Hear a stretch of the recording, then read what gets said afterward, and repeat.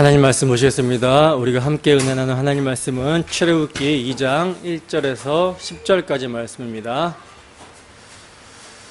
우리가 함께 은혜 나누는 말씀은 히브리서 출애굽기 2장 1절에서 10절까지 말씀.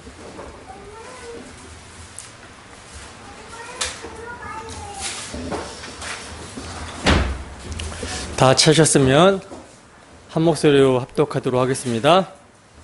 시작.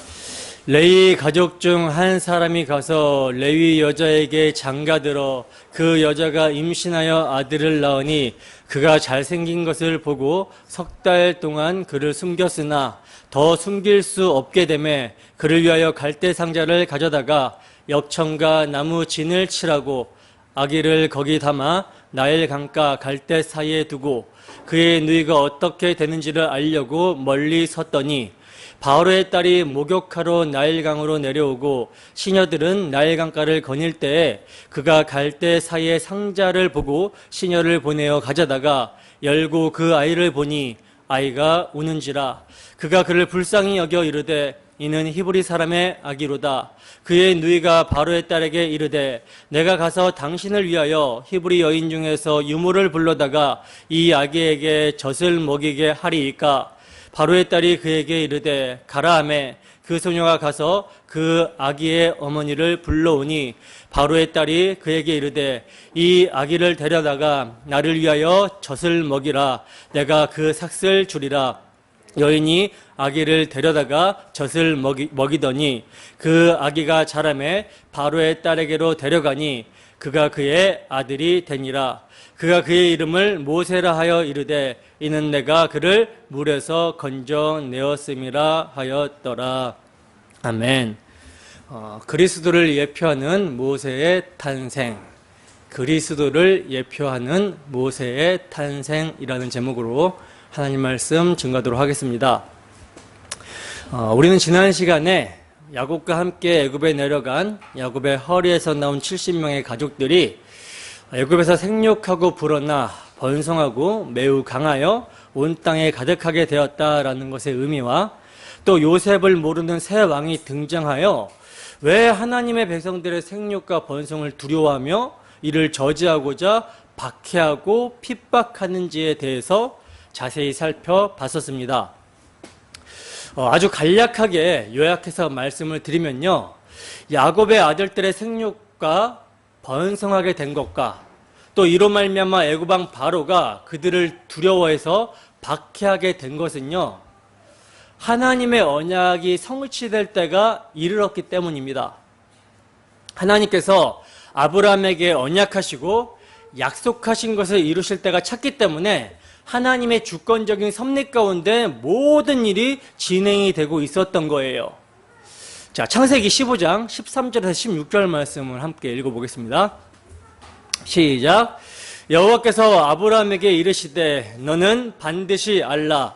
내 자손이 이방에서 객이 되어 그들을 섬기겠고 그들은 400년 동안 내 자손을 괴롭히리니 그들이 섬기는 나라를 내가 징벌할지며 그 후에 내 자손이 큰 재물을 이끌고 나오리라.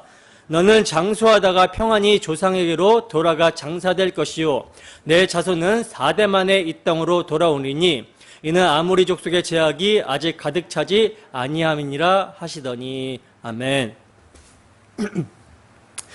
여러분, 하나님께서는요, 대를 이을 씨가 없는 아브라함에게 내 몸에서 날짜가 상속자가 될 것을 약속하시고 내 자손이 하늘의 별처럼 많게 될 것이다 라는 사실을 약속하셨어요. 그리고 또 가나안 땅을 유업으로 주실 것을 약속하셨습니다.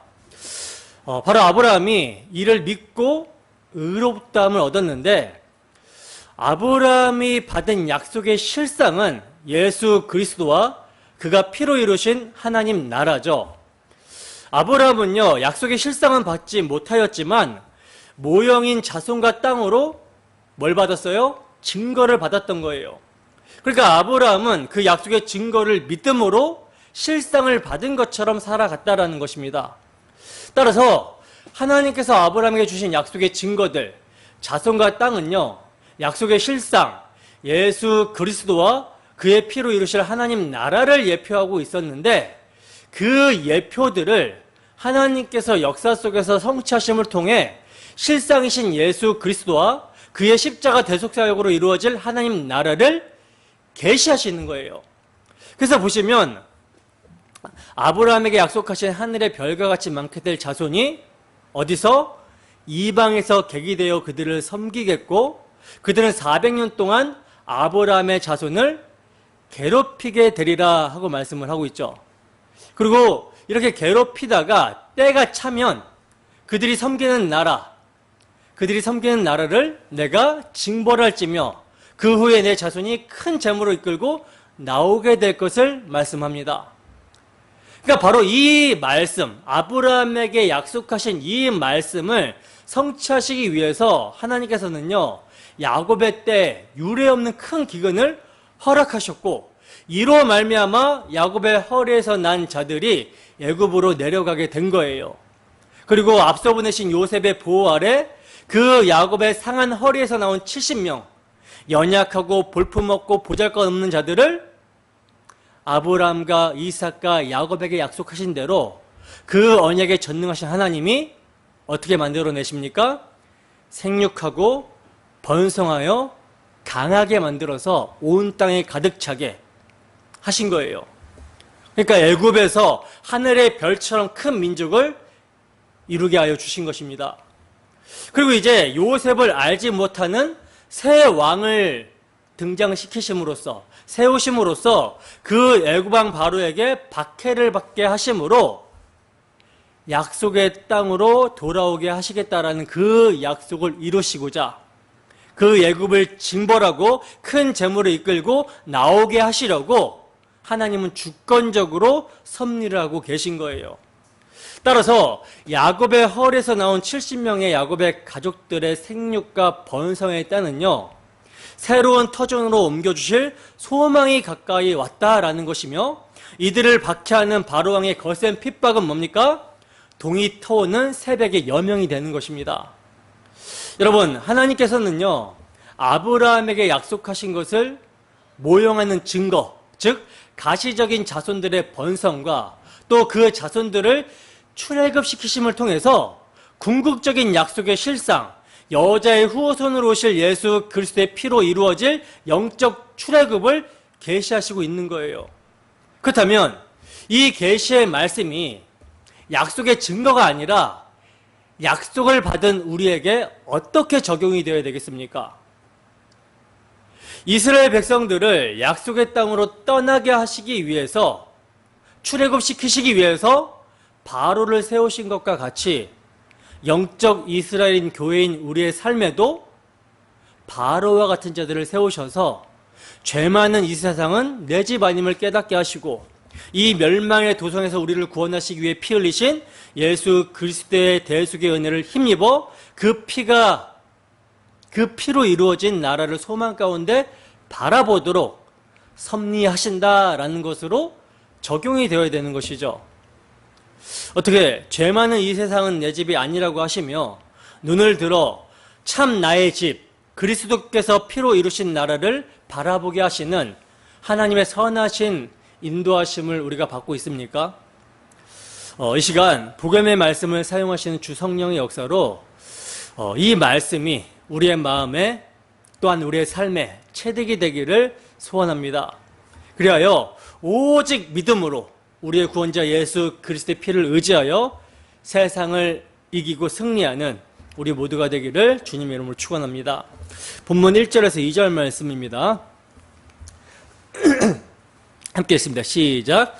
레위 가족 중 한 사람이 가서 레위 여자에게 장가들어 그 여자가 임신하여 아들을 낳으니 그가 잘생긴 것을 보고 석 달 동안 그를 숨겼으나. 아멘. 여러분 1장 마지막 절 22절을 보면요, 바로가 그의 모든 백성에게 명령하여 아들이 태어나면 어떻게 하라고 합니까? 그를 나일강에 던지고 딸이 태어나면 살려두라고 이렇게 명령을 하면서 마치고 있거든요. 1장이. 바로 이전에는 산파들을 시켜서 이스라엘의 아들들을 죽이라고 은밀하게 명령을 했었는데 이제는 어떻게 나옵니까? 공공연하게 모든 백성에게 명령을 하고 있는 거예요. 아들 낳으면 나일강에 던져서 죽여라. 바로의 박해가 더욱 잔인해지고 있는 것이죠. 그러나 바로의 이러한 피나는 노력을 비웃듯이 이스라엘 백성들 사이에서는 뭐가 있어요? 결혼이 있었고요. 아이의 탄생도 있었습니다. 그러니까 죽음의 위협 앞에서도 생명은 끊임없이 태어나고 있었던 거예요.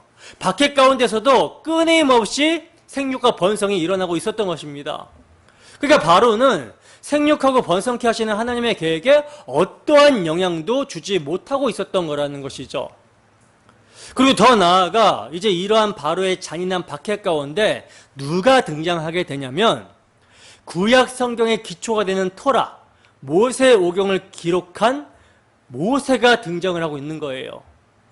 레위 가족 중 한 사람이 가서 레위 여자에게 장가들어 그 여자가 임신하여 아들을 낳았다라고 그러죠. 여기서 레위 가족 중 한 사람은요, 아므람이라는 사람이고요. 그가 장가든 레위 여자는 요게벳이라는 사람인데 이들이 모세를 낳습니다. 그렇다면 이들이 낳은 모세는 어떤 사람인가? 여러분, 우리가 모세의 생애를 살펴보게 되면요, 충격적인 대조를 이루고 있는 것을 보게 되는데, 모세는요, 가나안 노예의 자녀에서 애굽의 공주의 아들이 되어 극도의 부를 누리게 되고요, 애굽의 능한 전사에서 지면에서 가장 온유한 자가 됩니다. 또 애굽의 궁정에서 교육을 받고 애굽의 지혜를 배운 모세는요, 광야로 쫓겨나서 어린아이와 같이 하나님을 의지하는 법을 배우게 되고요, 그 광야에서 양떼를 돌보던 목자였던 그는요, 이스라엘 군대의 총지휘관이 됩니다. 그리고 그는 율법의 대명사로 불리지만 동시에 출애굽, 은혜의 대명사로도 불리게 되죠. 그리고 그는 모압산에 있는 느보산에서 홀로 죽었는데 신약 시대에는요, 그리스도와 함께 유대산, 변화산에 나타나게 돼요. 그리고 아무도 그의 장례를 거들지 않았지만 하나님께서는 그를 장례하셨습니다. 그러니까 이렇게 충격적인 대조를 이루는 생애를 살게 되는 모세는요, 구원자요 중보자 되시는 예수 그리스도를 모형하고 예표하는 인물로서 하나님께서 이스라엘 백성들을 다스리실 때 누구를 통해서 다스리시냐면 모세를 통해서 다스리십니다. 모세를 통해서 모든 일을 명령하시고 그를 통해서 다스리세요. 그리고 그는요, 자신의 뒤에 오는 여러 사람들이 분담했던 크고 중대한 일들, 즉 기름 부음을 받아서 사역하는 선지자, 제사장, 왕의 직분을 혼자서 도맡아 합니다. 이것이 그가 구원자요 중보자 되시는 예수 그리스도의 모형이라는 것을 잘 보여주고 있는 것이죠.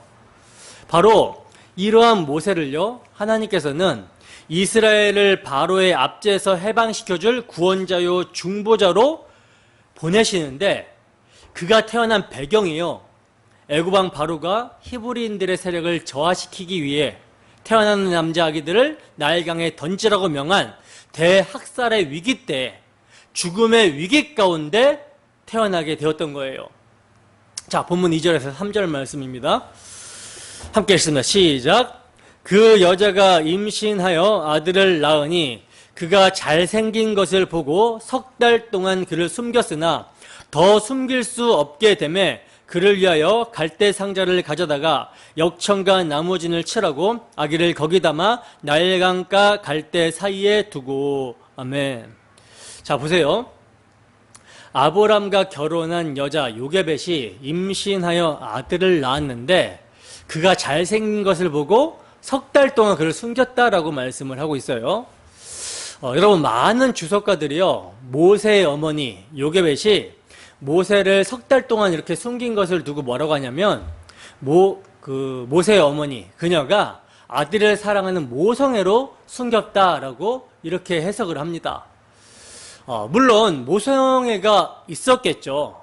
그러나 당시에 아들을 낳은 여자들은 모성애가 없어서 아이를 낳자마자 나일강에 던졌겠습니까?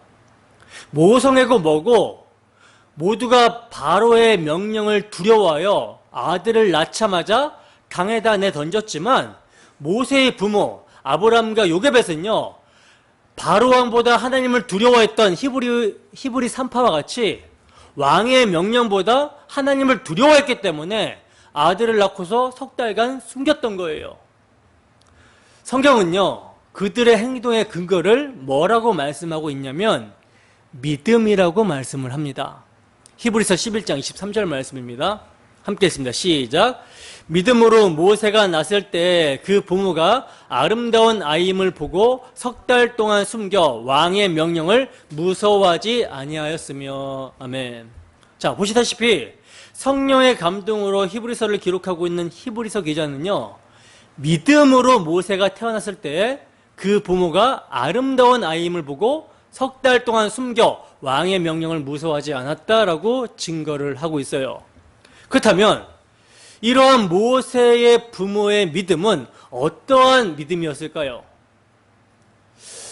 제가 생각하기로는요, 그 당시에는 이제 계시가 종결되기 전이기 때문에 계시의 종결자, 계시의 완성자 예수 그리스도, 실상이신 예수 그리스도가 오기 전이기 때문에 여러 부분과 여러 모양으로 계시가 주어졌던 시기예요. 따라서 아마도 모세의 부모는요, 하나님으로부터 직접적인 계시를 받았던 것으로 여겨집니다. 믿음은 들음에서 나기 때문에 분명 하나님으로부터 계시의 말씀을 받았던 거예요.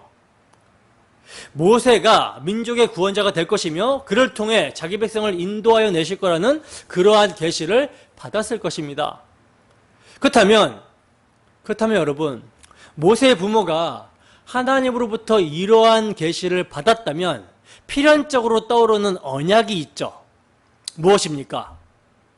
아브라함과 이삭과 야곱에게 하신 메시아 언약입니다. 아브라함에게 4대 만에 내 후손이 가나안 땅으로 돌아오게 하실 것이다 라고 하신 약속. 이스라엘 백성의 수가 하늘의 별과 같이 바닷가의 모래와 같이 많게 하시겠다라는 하나님의 약속이 떠오르게 되죠. 그러니까 모세의 부모는요, 하나님의 약속, 하나님의 언약을 믿음으로 모세를 숨겼던 거예요.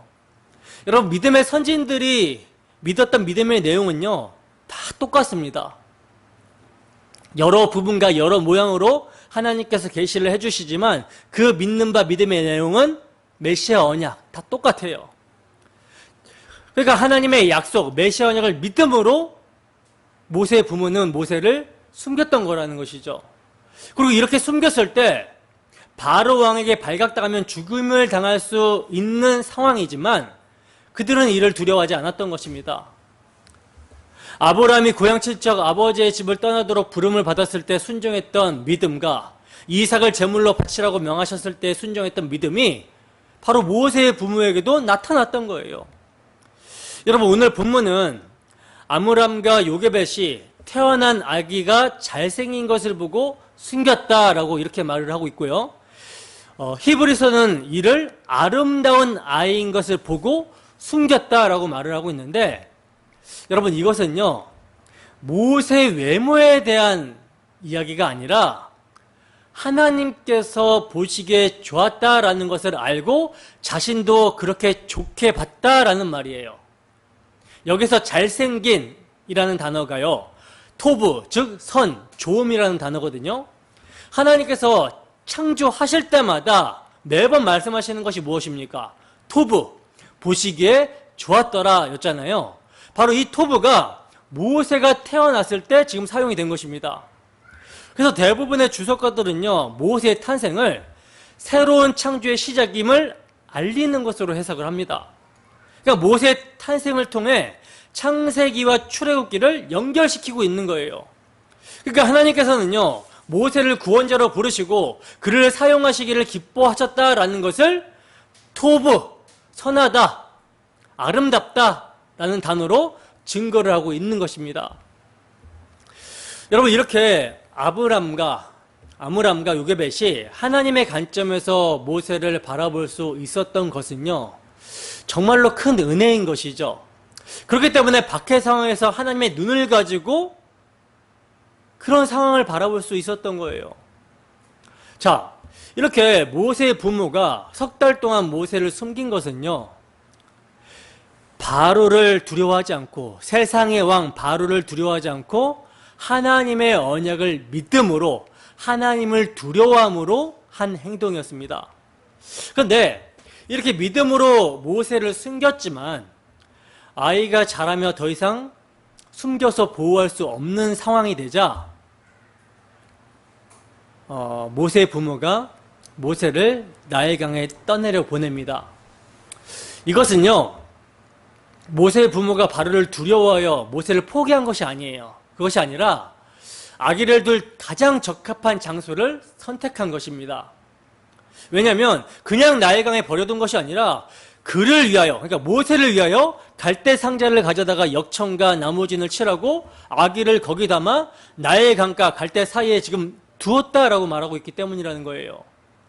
즉 다른 아이들과 같이 나일강에 던져서 죽게 내버려둔 것이 아니라 갈대 상자를 만들어 거기에 담아서 갈대 사이에 두었다라는 거죠. 그러니까 그들이 택할 수 있는 마지막 장소에서 모세를 두고 그를 보호하실 하나님의 보호하심을 모세의 부모들은 믿었던 것입니다. 그들은요, 믿음으로 왕의 명령이라는 두려움을 물리쳤고요, 올바른 이성적 판단 가운데 믿음으로 행동한 거예요. 흔히들 믿음에 대해서 무지한 많은 사람들이요, 믿음이 좋으면 그냥 아기가 울든 말든 하나님이 보호할 테니까 발각되지 않을 것이라고 생각을 합니다. 그러나 이것은 일부러 위험을 자초하는 행동이지 믿음이 아니죠. 그것은 믿음이 아니라 광신이라고 하는 거예요. 믿음은요, 결코 하나님을 시험하지 않습니다. 예를 들면요, 몸이 아프면 병에 걸렸어요. 그래서 몸이 아프면 어떻게 해야 됩니까? 병낫기를 구하면서 병원에 가야 되죠. 그리고 하나님이 예비하신 의사를 만나서 치료받기를 간구해야 되는 것이죠. 그래서 그렇게 치료가 되면 누가 치료시켜 주신 거예요? 하나님께서 치료하여 주신 것이고, 그렇게 했는데도 치료가 안 되면 하나님의 다른 뜻이 있음을 생각하고 기도하면서 방도를 구해야 되는 것입니다. 방도를 계속 구하고 구했는데도 내 은혜가 내게 족하다라고 하면 그냥 족한 대로 살아야 되는 거예요. 왜? 왜냐하면 우리에게 닥치는 모든 일들은 하나님께서 필요에 따라 주시는 것이고 그것은 반드시 선이 되는 것임을 믿기 때문입니다. 당신의 아들을 화목제물로 내어주시기까지 우리를 사랑하시는 하나님이신데 그 하나님께서 섭리하시고 허락하신 모든 것은 선임을 우리가 믿는 거예요. 심지어 우리의 죽음조차도 선임을 믿는 것입니다. 그 믿음으로 올바른 이성적 판단을 하는 거예요. 무엇이 하나님이 기뻐하시고 온전한 뜻인지를 분별하면서 선택을 하면서 사는 것입니다.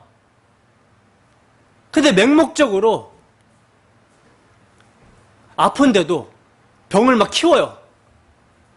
그러다가 죽는 사람이 한두 사람이 아니에요. 그거는 믿음이 아니죠. 믿음은 하나님을 시험하는 것이 아니라 하나님의 뜻을 구하는 것입니다.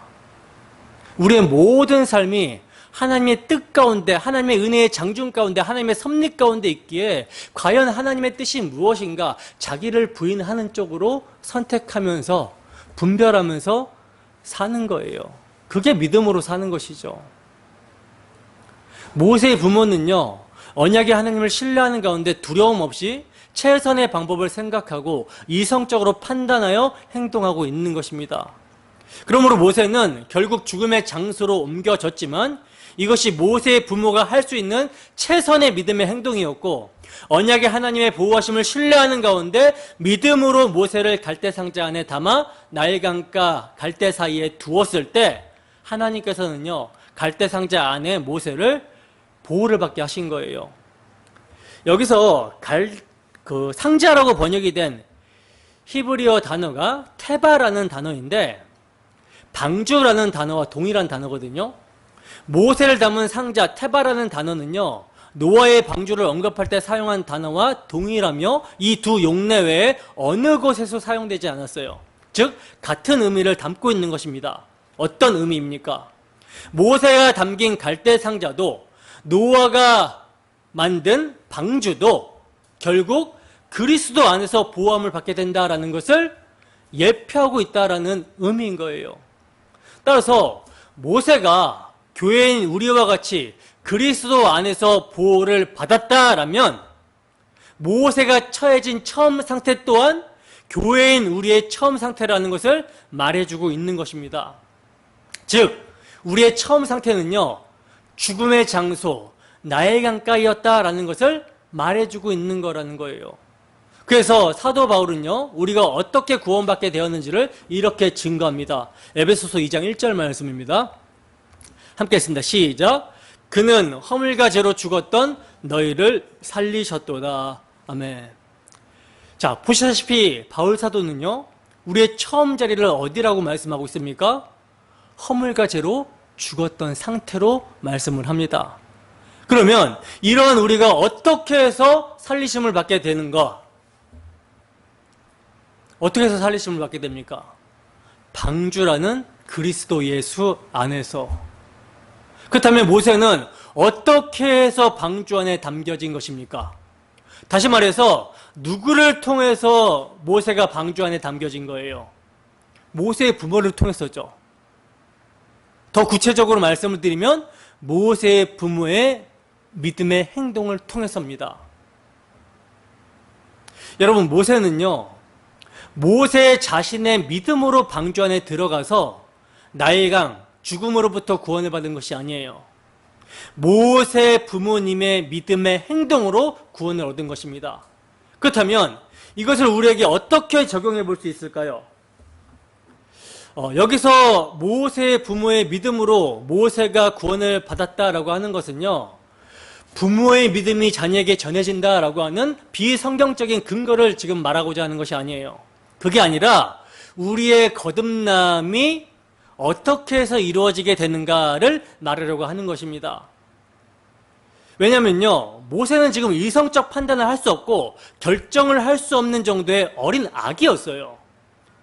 즉 우리가 무엇을 결정할 수 없는 상태에서 하나님께서는요, 성령을 통해 그리스도 안에 거할 수 있도록 우리를 살리시고 우리의 마음을 열어 복음을 믿도록 역사하여 주신 것입니다. 때문에 우리 또한 모세와 같이 믿음으로 그리스도 안에 담겨지게 된 거예요. 모세가 자신의 믿음이 아닌 부모님의 믿음으로 방주 안에 담긴 것처럼 우리 또한 우리의 믿음이 아닌 성령께서 복음의 말씀을 통해 역사하여 우리를 살리시고 우리의 마음을 열어 복음을 믿도록 하셨기 때문에 우리가 그리스도 안에서 보호함을 받게 된 거라는 것입니다. 그리고 이러한 모세가 장성하여 이스라엘 민족과 함께 고난당하기를 기뻐하게 되는 것이 믿음의 열매로 그의 삶 속에 드러나게 된 것처럼 우리도요, 성령의 거듭나게 하는 믿음으로 시작이 되지만 결국 우리의 믿음을 신앙으로 고백하게 되고 그 믿음의 열매가 나타나게 하시는 것입니다. 그러므로 우리의 믿음도 결국 하나님이 거저주시는 은혜에 근거하는 것이며, 그래서 믿음을 성경은 뭐라고 증거합니까? 은혜로 말미암는 선물이다라고 증거를 하고 있는 거예요. 이를 믿으십니까? 자, 본문 4절입니다. 함께 했습니다. 시작. 그의 누이가 어떻게 되는지를 알려고 멀리 섰더니. 자, 보세요. 이렇게 믿음으로 모세의 부모가 갈대 상자를 만들고 역청으로 바른 다음 나일강 갈대 사이에 두었는데, 그의 누이, 모세의 누이 미리암이요, 모세가 어떻게 되는지를 알려고 멀리 서 있었다라고 말씀을 하고 있어요. 여러분, 여기서 미리암이 갈대 상자 안에 담긴 모세가 어떻게 되는지 알려고 멀리 서 있었다라고 하는 말은요, 그냥 멀리 서 있었다라는 것이 아니라 구원의 사건을 예견하고 확고히 거기에 자신을 붙박아 두었다라는 뜻입니다. 이것은요, 초토화된 예루살렘의 멸망의 상황에서도 여호와의 구원을 조용히 기다리는 에가서 기자의 심정과도 같은 거예요. 에레미야 선지자는 사람이 여호와의 구원을 바라고 잠잠히 기다림이 좋도다라고 말씀을 했습니다. 이러한 에레미야 심정으로 미리암이 모세가 어떻게 될지를 멀리서 바라보고 있었다라는 것이죠. 본문 5절에서 9절 말씀입니다. 함께 읽습니다. 시작. 바로의 딸이 목욕하러 나일강으로 내려오고 시녀들은 나일강가를 거닐 때에 그가 갈대 사이에 상자를 보고 시녀를 보내어 가져다가 열고 그 아기를 보니 아기가 우는지라. 그가 그를 불쌍히 여겨 이르되 이는 히브리 사람의 아기로다. 그의 누이가 바로의 딸에게 이르되 내가 가서 당신을 위하여 히브리 여인 중에서 유모를 불러다가 이 아기에게 젖을 먹이게 하리이까. 바로의 딸이 그에게 이르되 가라 하매 그 소녀가 가서 그 아기의 어머니를 불러오니 바로의 딸이 그에게 이르되 이 아기를 데려다가 나를 위하여 젖을 먹이라. 내가 그 삭을 주리라. 여인이 아기를 데려다가 젖을 먹이더니. 아멘. 자, 이제 이렇게 갈대 상자 안에 있는 모세가 어떻게 구원을 받게 될지를 예견하고 확고함으로 미리암이 멀찌감치 떨어져서 서 있는데 마침 누가 등장을 하고 있습니까? 바로의 딸이 목욕을 하러 나일강가로 내려왔다라고 그러죠. 여러분, 바로의 딸이 왜 하필 그 시간에 그 장소에 목욕을 하게 된 걸까요? 그리고 지금까지 공주가 목욕을 하러 나일강가를 찾을 때마다 강물에 떠내려가는 수많은 히브리 남자 아기들을 보았을 텐데 그때는 별 관심을 가지지 않다가 왜 하필 갈대 상자를 열자 우는 아기 모세를 보고 불쌍히 여기는 마음이 어떻게 들었을까요? 더군다나 그가 히브리인인 줄을 알면서도 어째서 키우고자 하는 그런 마음이 생겨났을까요? 아버지의 명령을 거역하면서까지 이 아이를 불쌍히 여기는 마음이 어떻게 해서 생겨났을까? 어떻게 해서 어린 소녀 미리암의 제의를 받아들고 모세의 어머니인 히브리인을 유모로 드릴 것을 허락했을까요? 이집트 역사를 보면요, 이 당시의 왕 바로가 투르트 모세 1세인데 성경에 등장하는 공주가 바로 이 왕의 무남동녀인 하세프트라고 하거든요. 근데 그 공주가요, 모세를 발견하고 건질 당시의 시기가 투트모세 2세와 결혼하여 아이를 낳았는데 그 아이가 어려서 죽었던 시기라고 합니다. 이게 여러분 우연일까요? 결코 우연이 아니죠. 창조주시며 세상을 이끌어 가시는 언약의 하나님의 섭리 밖에서 일어날 우연이라는 것은요, 존재하지 않습니다. 에레미야서 10장 23절입니다. 함께 읽습니다. 시작. 여호와여, 내가 알거니와 사람의 길이 자신에게 있지 아니하니 걸음을 지도함이 걷는 자에게 있지 아니하니이다. 아멘. 로마서 8장 28절 말씀입니다. 함께 읽습니다. 시작. 우리가 알거니와 하나님을 사랑하는 자, 곧 그의 뜻대로 부르심을 입은 자들에게는 모든 것이 합력하여 선을 이루느니라. 아멘. 여러분, 모든 것이 누구의 장중에 있습니까?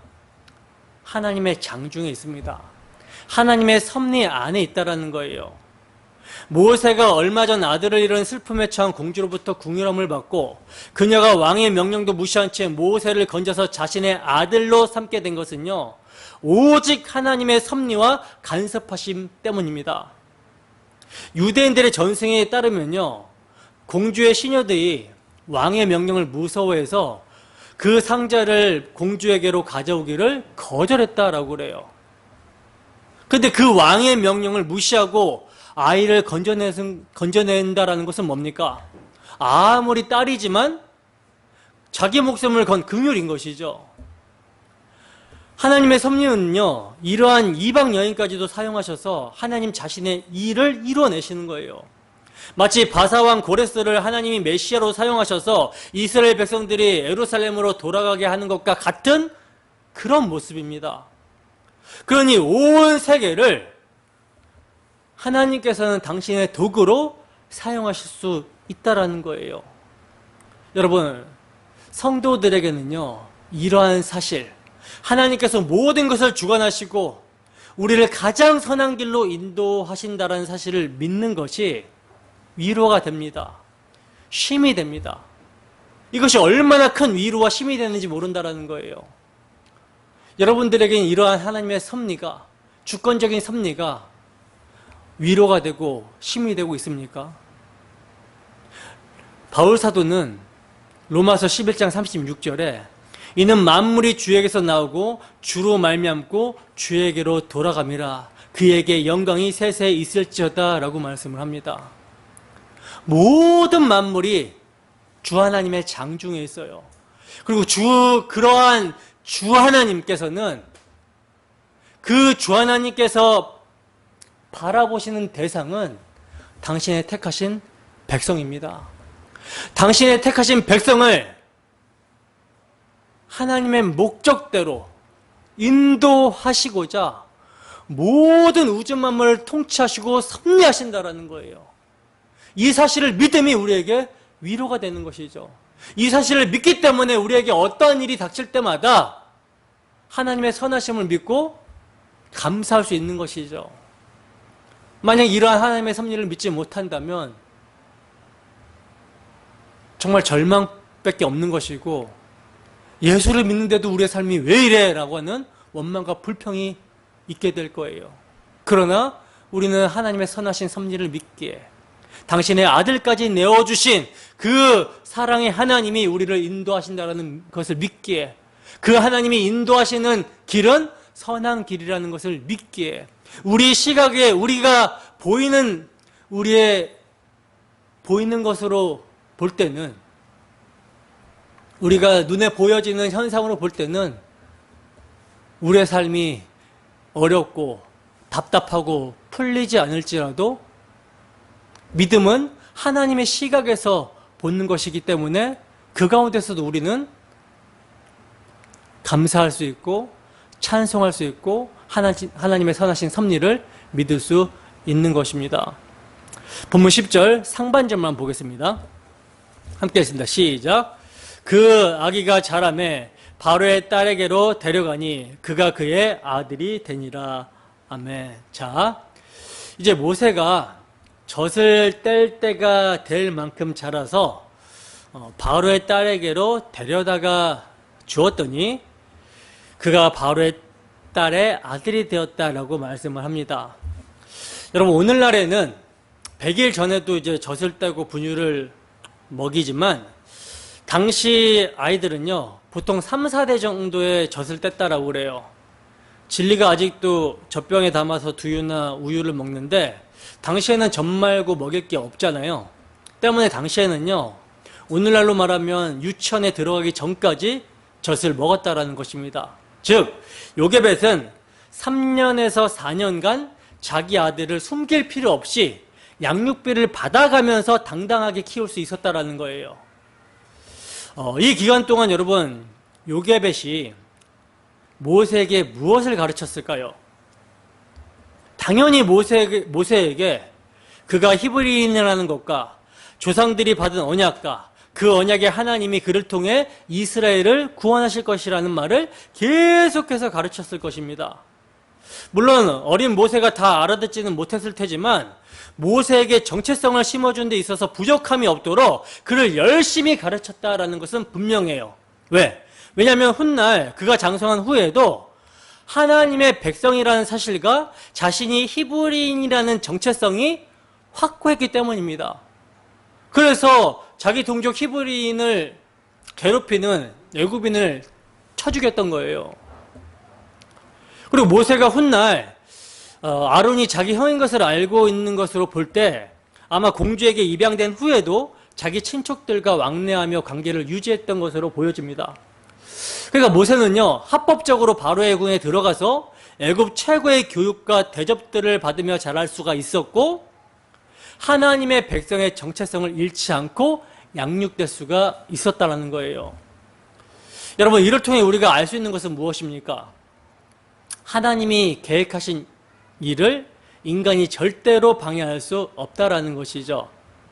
1장에서 바로는요 이스라엘 백성들을 박해하며 학살하는 것을 지혜롭게 행하는 것이라고 생각했었어요. 그러나 이러한 지혜는 갈수록 더욱 번성하게 되는 이스라엘 백성과 하나님을 두려워하는 히브리 산파들의 거절을 통해서 지혜가 아니라 어리석음이라는 것이 드러나게 되었죠. 더 나아가 그 바로의 지혜는 이스라엘의 아들들을 나일강에 던져서 다 죽이라고 했지만 바로 그 죽음의 자리, 그 자리에서 장차 이스라엘의 구원자가 건져지게 되고 그를 왕실로 들여서 왕자로 키워내는 어리석음이 되어버립니다. 이스라엘을 멸하려고 했던 바로의 계획은 또다시 실패하게 된 거예요. 그것도 자신의 딸을 통해서 말입니다. 이스라엘 백성을 바로의 손에서 구원할 아이가 바로의 딸로 말미암아 바로의 눈앞에서 자라게 된 거예요. 생각나는 성경 구절이 무엇입니까? 하나님의 어리석음이 사람보다 지혜롭고 하나님의 약하심이 사람보다 강하다라고 하는 바울 사도의 말씀이 아주 적절하게 생각이 나죠. 여러분, 하나님을 대적하는 것이 얼마나 어리석은 짓입니까? 누가 하나님을 맞서겠습니까? 그러한 자는요, 결국 자신의 어리석음이 드러나게 되며 자신의 어리석음이 자신을 파멸로 이끈다라는 것을 경험하게 될 것입니다. 이게 가장 극명하게 드러나는 자리가 어디입니까? 십자가죠. 십자가의 도가요, 멸망당하는 자들에게는 미련한 것이지만 구원을 받는 우리에게는 하나님의 능력이요 하나님의 지혜가 됩니다. 결국 구원을 주시는 하나님의 지혜와 하나님의 능력이 되는 십자가의 도를 미련하고 어리석게 여겨 배척하며 끝까지 자신의 힘과 지혜를 의지하면서 대적하는 자들은요, 주 예수님 심판주로 다시 오시는 날 자신의 꾀로 망하게 되는 것을 보게 될 것입니다. 이게 계시록 19장의 내용이에요. 본문 10절 하반절을 함께 읽습니다. 시작. 그가 그의 이름을 모세라 하여 이르되 이는 내가 그를 물에서 건져내었음이라 하였더라. 아멘. 자, 보세요. 바로의 공주가 젖을 떼고 자기에게로 데려온 아이를 아들 삼고 이름을 모세라 하였다라고 말씀하고 있는데, 여러분, 모세라는 이름은요, 히브리어로 마샤라는 단어에서 온 것으로 물에서 건짐을 받다라는 뜻이거든요. 근데 성경은 왜 그가 물에서 건짐을 받았다라고 이렇게 표현을 하고 있는 걸까요? 단순히 그가 나일강에서 건짐을 받았기 때문에 이러한 표현을 하고 있는 걸까요? 아니죠. 성경은요, 우리 주 예수 그리스도를 증거하는 계시의 책입니다. 따라서 모세가 물에서 건짐을 받았다라고 하는 것이 하나님의 말씀인 성경에 기록이 되었다라는 것은요, 모세의 이름이 깊은 구속사적 메시지를 담고 있기 때문이라는 거예요. 우리는 여기서 모세가 그리스도의 예표로서 출애굽을 감당할 구원자로 하나님이 인도하신 것을 발견하게 됩니다. 헤롯 대왕이 유아 학살을 명하여 예수님의 탄생을 저지하려고 했던 것도 바로가 모세의 탄생을 저지하려고 했던 것을 그대로 반복하여 보여주심으로 모세가 예수님의 예표라는 것을 분명하게 증거한 것과 같이 모세가 물 가운데 건짐을 받은 것 또한 예수님의 사역과 깊은 연관성이 있다라는 거예요. 여러분, 모세가 물에서 건짐을 받은 것은요, 앞으로 일어날 출애굽 때 이스라엘 백성들이 홍해에서 건짐을 받는 것을 예표하고 있는 것입니다. 그렇다면 나일강과 홍해에서 건짐을 받는 사건이 구속사와 무슨 관련이 있는가? 여러분, 성경은 물이라는 도구를 사용하여 심판을 설명하거든요. 노아의 홍수 때도 물이 심판의 도구로 사용이 되었어요. 근데 이때 노아는 그 물에서 건짐을 받게 되죠. 출애굽 후 가나안 땅을 가로막고 있었던 것도 물이었습니다. 요단강. 그런데 이스라엘 백성들은 그 요단강에서 건짐을 받고 약속의 땅으로 들어가게 되죠. 그러니까 하나님께서는요, 자기의 백성들에게 물을 통해 심판과 구원이 있음을 계속해서 말씀해 주신 거예요. 실물 예시로. 그리고 이를 성막에 물두멍을 설치해 주셔서 말씀을 해 주십니다. 이 물두멍에서 씻고 성소의 일을 하게 되는 것을 통해서 죄악을 깨끗하게 씻고 하나님께 나아가게 되는 것을 예표로 보여주고 있는 거예요. 그러니까 이게 다 그리스도께서 하실 사역에 대한 예표로 설명을 해 주신 거라는 것이죠. 반복적으로 성경은 여러 부분과 여러 모양으로 예수 그리스도께서 하실 일에 대해서 가르치십니다. 그리고 이제 하나님의 때가 찬 경륜 가운데 그 예표의 실체이신, 실상이신 예수 그리스도가 오셨어요. 말씀이 육신이 되어 오셨습니다. 그 예수님께서 공생의 사역을 시작하실 때 제일 먼저 하신 일이 뭐예요? 세례 요한에게 세례를 받은 일이죠. 이 세례는 물로 인해 죽었다가 다시 살아나는 것을 의미합니다. 고린도전서 10장 1절에서 2절 말씀입니다. 함께 했습니다. 시작. 형제들아, 나는 너희가 알지 원하기를 원하지 아니하노니 우리 조상들이 다 구름 아래에 있고 바다 가운데로 지나며 모세에게 속하여 다 구름과 바다에서 세례를 받고. 아멘. 자, 보세요. 성령의 감동으로 성경을 기록하고 있는 바울사도는요, 구약의 홍해 도화 사건을 지금 어떻게 해석하고 있습니까? 세례로 표현하여 해석하고 있어요. 세례로. 즉 모세가 나일강가에서 건짐을 받은 것도 곧 세례를 의미하는 것입니다. 그렇다면 우리 주님께서는 왜 세례를 받으시는가? 여러분, 세례는 자신이 죽어 마땅한 죄인이라는 것을 인정하는 자가 받는 거잖아요. 그래서 자신이 죄인이라 물로 심판을 받아 마땅합니다라는 고백이 세례입니다. 근데 예수님은 죄가 없으시기 때문에 세례를 받으실 필요가 전혀 없으시는데 왜 세례를 받으셨는가? 그가 우리를 대신해서 심판을 받을 대속제물로 오셨기 때문에 세례를 받으신 거예요.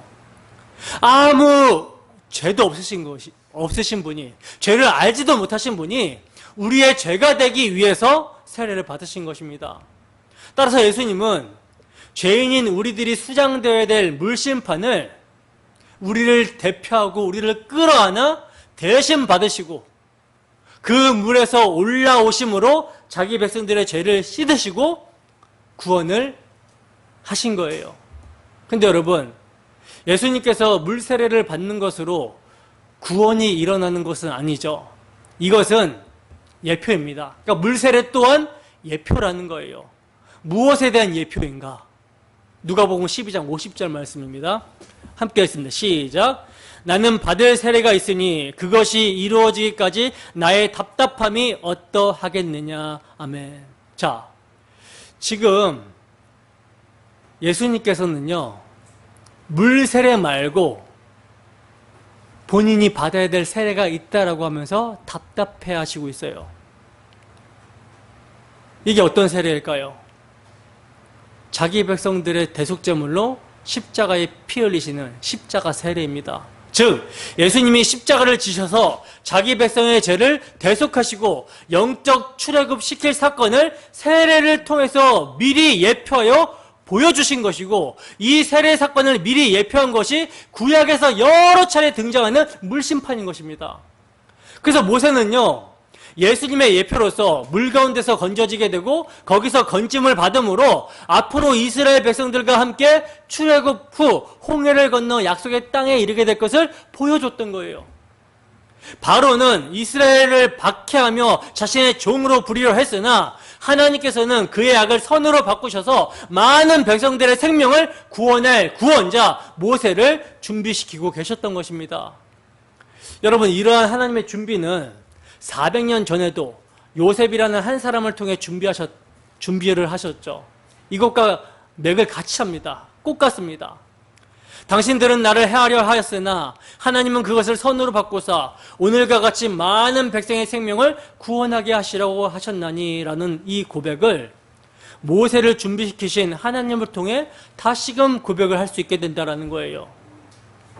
그렇다면 이러한 고백이 신약의 우리에게는 어떻게 고백이 되어집니까?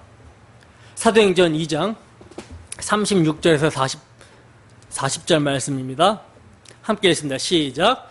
그런즉 이스라엘 온 집은 확실히 알지니 너희가 십자가에 못 박은 이 예수를 하나님이 주와 그리스도가 되게 하셨느니라 하니라. 그들이 이 말을 듣고 마음에 찔려 베드로와 다른 사도들에게 물어 이르되 형제들아 우리가 어찌할꼬 하거늘 베드로가 이르되 너희가 회개하여 각각 예수 그리스도의 이름으로 세례를 받고 죄사함을 받으라.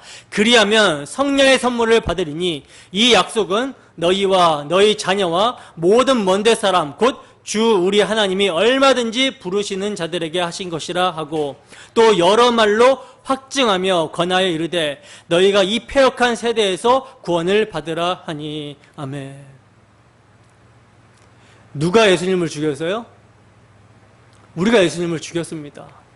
우리의 죄 때문에 예수님이 죽으신 거예요. 우리의 정가욕 탐심, 하나님을 반역하는 우리의 죄성이 예수님을 십자가에 매달아 죽였다라는 거예요. 근데 그 예수님을 하나님께서는요, 다시 살리셔서 주와 그리스도가 되게 하셨습니다. 그리고 이 주와 그리스도가 되신 예수를 믿는 자, 너희는 예수를 죽였지만 예수는 너희 죄 때문에 십자가에 피 흘리셨다. 너희의 악함은 예수님을 십자가에 매달았으나 하나님께서는 그걸 선으로 바꾸셔서 너희 죄를 위한 대속제물로 그의 희생의 피로 너희를 구원하시기로 하셨다. 이것을 믿으면 구원을 얻게 된다라고 하십니다.